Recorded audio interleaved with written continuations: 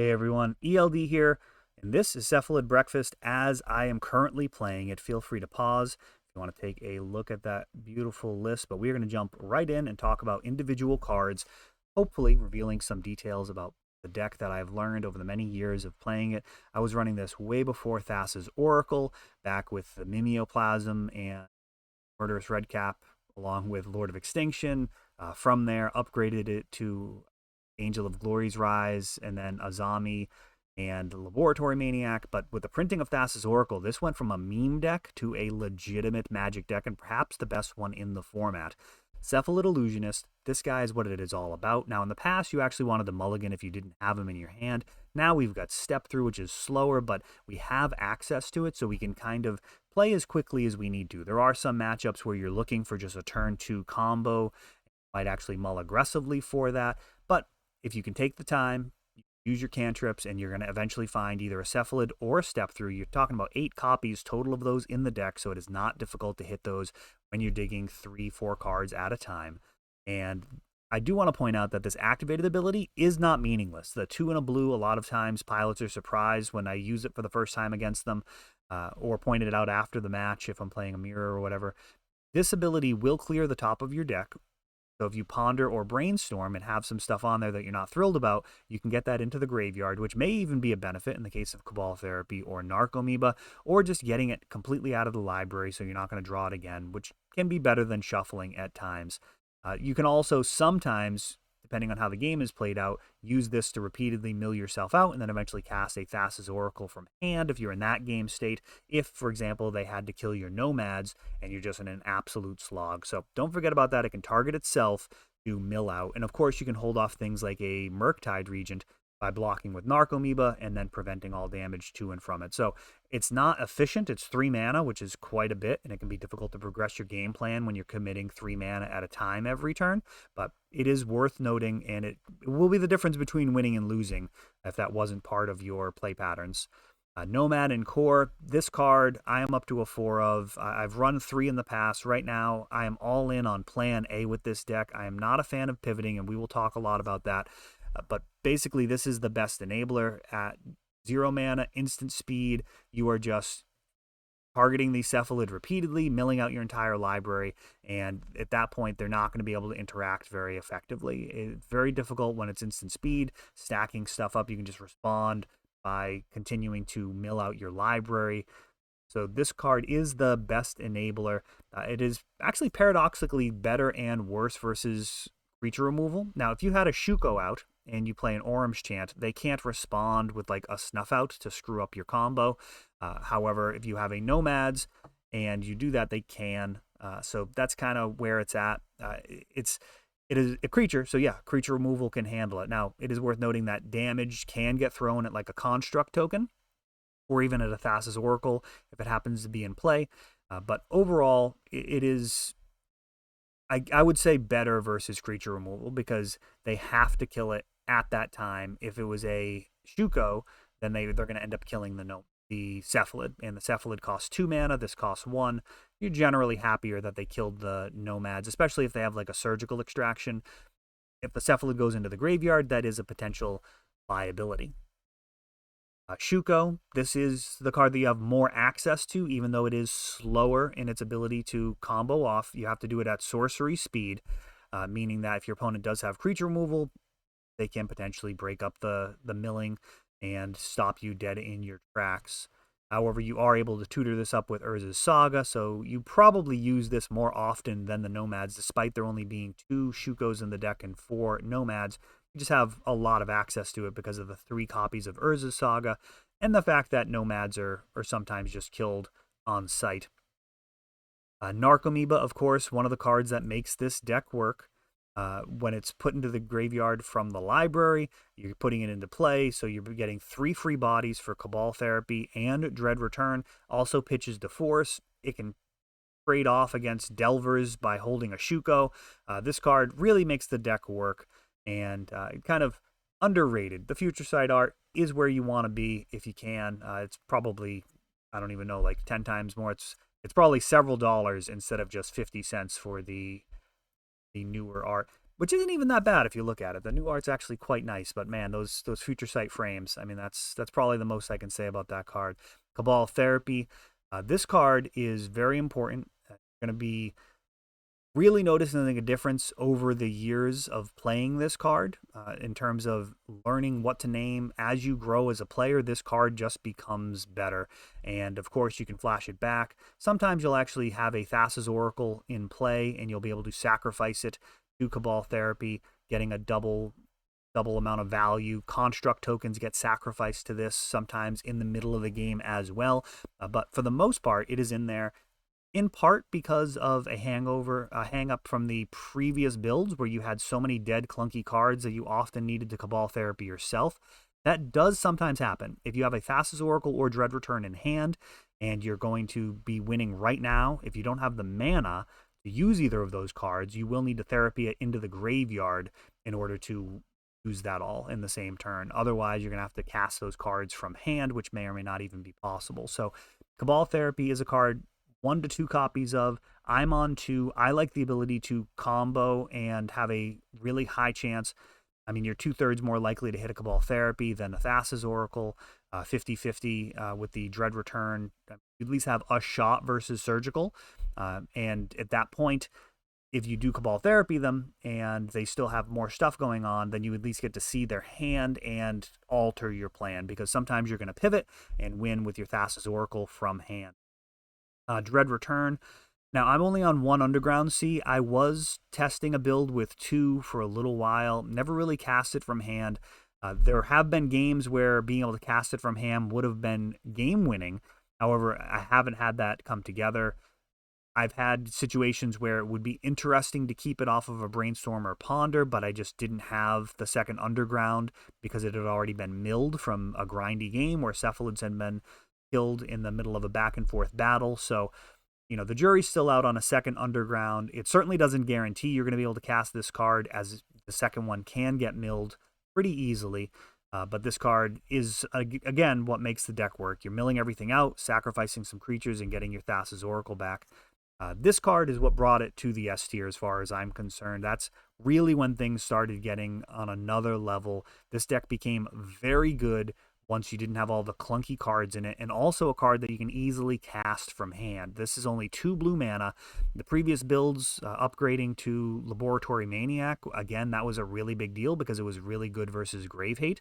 Thassa's Oracle is amazing against a Grave Hate. If they have Graveyard Hate, like they open on a ley line, your mission is now you're going to need to get your combo and another card. Now, you could, if you want, have that other card be like a disenchant or something, like some type of effect to handle the ley line, or you can just win.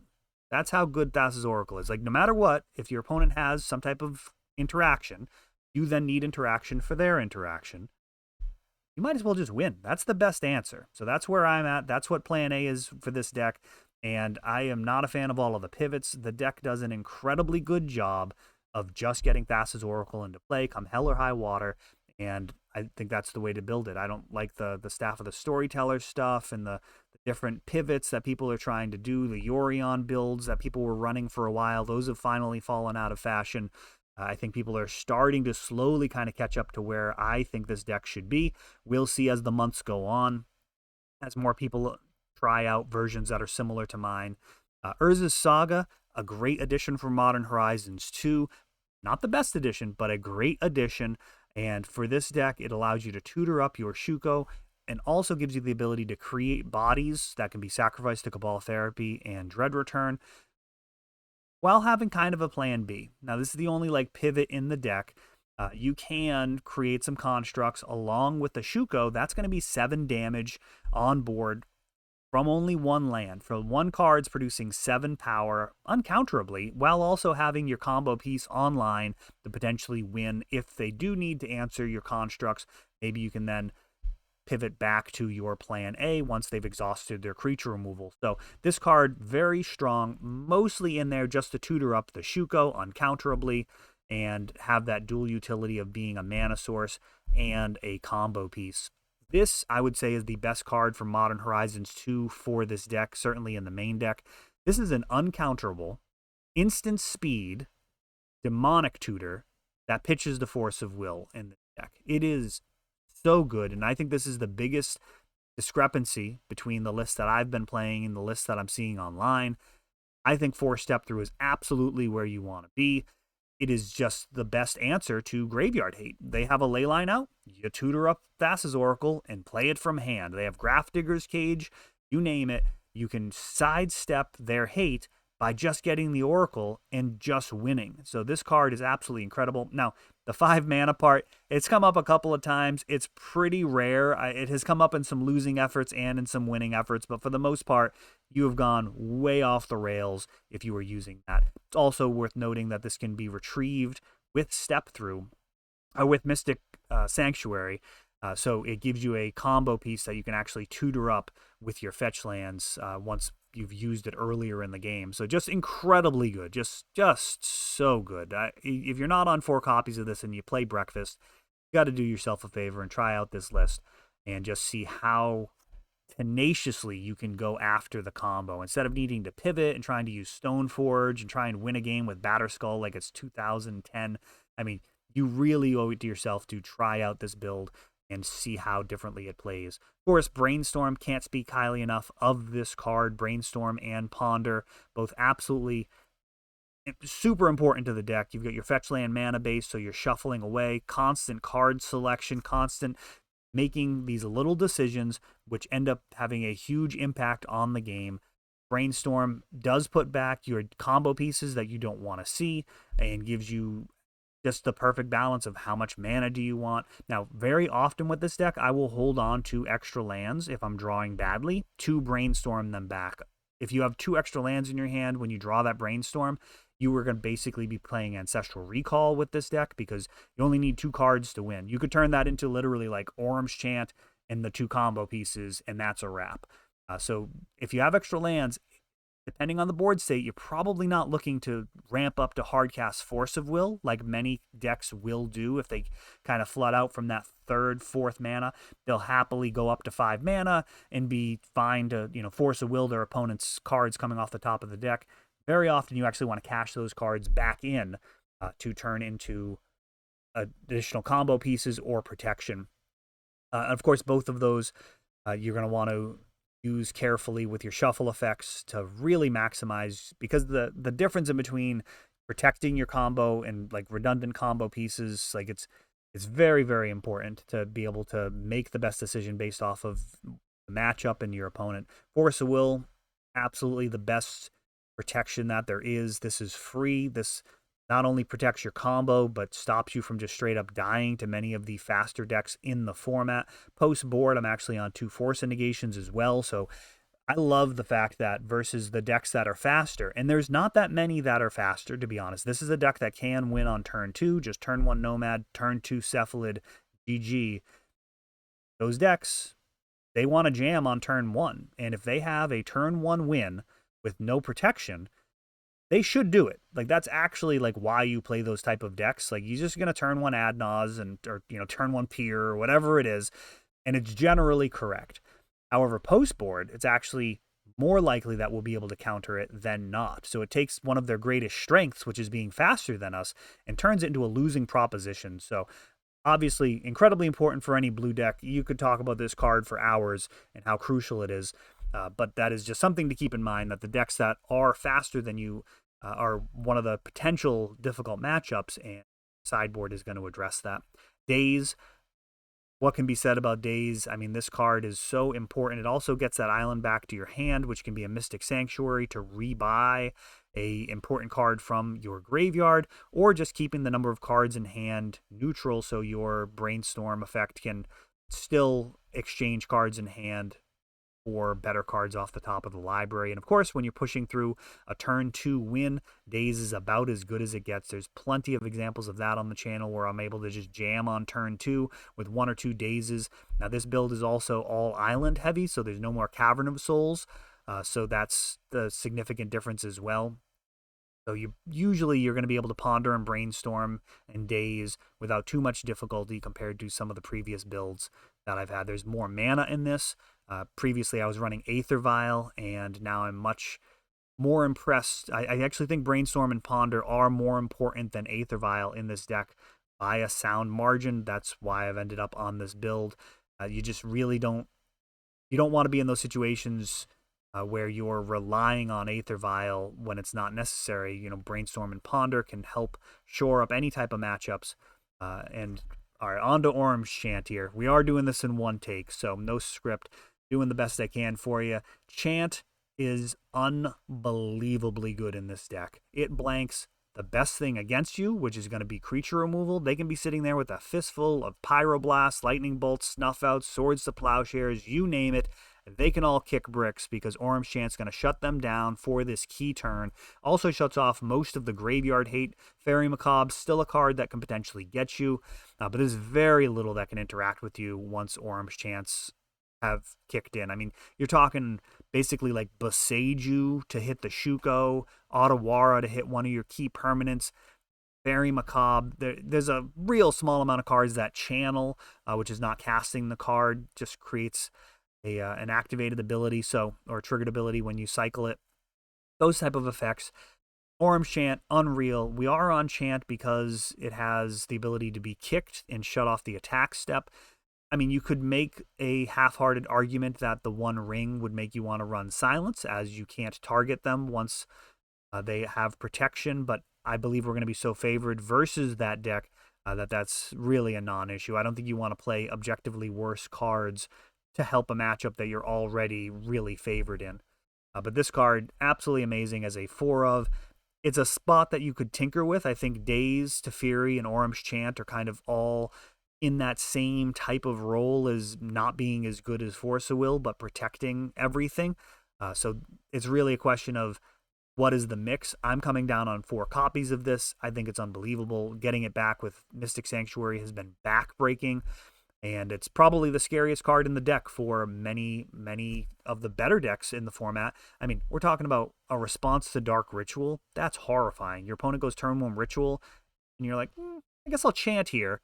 I mean, that's so much better than countering it. That's just a wrap. Like, if you minor misstep there, you might have just given them the extra Storm to go ahead and win the game. You don't know what the rest of their hand is. But when you Chant them, that Chant is making sure that Dark Ritual does nothing, and their turn is just shot. You're getting an extra draw step. So versus the more degenerate decks in the format, Chant is extremely strong. You're very happy to have it sleeved up. And, if you're playing against Daze Undoing, like any type of, I meant to say Echo of Aeons, that card's amazing. Like, if they're trying to chain together Echo of Aeons and build Storm with any type of degenerate combo deck, some of the stuff Tony's worked on, Tony Scapone, we've had some matchups that were just, you could just tell, like, he was just like, oh man, like he had this great brew that he was working on, and he was just like, I don't really feel like this is even worth playing against when you've got 4 Chants. Like, if you're going to try and set up a relay for like 14 and pass the turn, I could be literally hellbent and still just rip into an Orim's Chant, and the game is basically over. So yeah, it's a really backbreaking card. The stronger the decks that you're playing against, the stronger the card tends to be, and that kicker can really save your butt when it comes to combat damage, buying yourself an extra turn or 2 if you have multiple copies, which will happen when you're on 4 copies of the card. Teferi, incredibly good. I mean, I would love to have more copies of him in there, but I'm not going to play more than 60 cards. Pitches the Force of Will if necessary, but man, if he hits an empty board or hits a board and bounces something and they can't have a clever reply, the game's probably over on the following turn. I mean, it's just very good at putting up the shields, and I don't know what else to say. It bounces problem permanents. I mean, it does answer graveyard hate, so if they have a ley line, this type of card is incredibly welcome. I'm on only 1 copy. I can totally understand running up to 3 copies of this card. It is incredibly strong. Flooded Strand and Polluted Delta, non-controversial cards. They're going to get you your dual lands or your basics. So we're actually on 4 Tundras, just because white mana can be really important to come across. A single underground, a couple of basic islands, and a basic plains. So versus decks that run Wasteland, you can actually have like 2 islands, a basic plains, and a fetch land up, and be completely immune at that point to the impact of Wasteland. And Mystic Sanctuary is the most recent addition. This card has been unbelievable so far in the tournaments that I've had a chance to play it in. backbreaking. Getting back Orim's Chant, getting back Step Through. I mean, you can get back Force of Will if necessary, but it is just unbelievably strong. And the downside is terrible. Like, I've had games where I've had to play it on the first turn tapped, and it screwed up a turn 2 win, and like the game went up. But I mostly won those games. That's really not a huge drawback in comparison to the upside. I don't want to diminish it. It is a huge problem in the early game. You are a turn 2 deck. Not something that I want to run multiple copies of, but the added upside of having a late game card that you can just utilize to set up a game-winning play just because you drew a fetch land is unbelievably strong. So that is my main deck. I'll do another video talking about my sideboard and also some sideboard options that are worth considering. I hope you enjoyed it. Look at that. We're like 20 minutes here. So we'll do another one for the sideboard, and I'd love the feedback. Let me know what you want to see out of these deck techs.